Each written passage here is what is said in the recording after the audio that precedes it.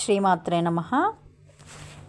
వంశవృద్ధి కవచము చదవడం వల్ల కలిగేటువంటి లాభాలను తెలుసుకుందాము.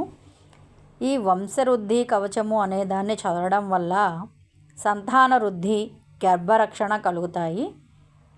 అలాగే రజస్వల కానిటువంటి బాలికలు రజస్వల అవుతారు. గర్భిణీ స్త్రీలు ఈ వంశవృద్ధి కవచమును చదవడం ద్వారా సుఖప్రసవాన్ని పొందుతారు. అలాగే బిడ్డలు కలిగినటువంటి ఆడవారు ఎవరైతే ఉన్నారో వాళ్ళు ఋతుస్నానానంతరం అంటే పీరియడ్స్ అయిపోయిన తర్వాత స్నానం చేసి పై కవచంతో 7 పర్యాయాలు అభిమంత్రించి, అంటే ఆ నీళ్ళని పట్టుకుని ఈ మంత్రాన్ని చదువుకుని నీటిని త్రాగినచో ఆ స్త్రీ గర్భవతి అవుతుంది. అలాగే మాటిమాటికి అబార్షన్స్, గర్భము పోవుచున్న స్త్రీలు ఈ మంత్రముతో అభిమంత్రించినటువంటి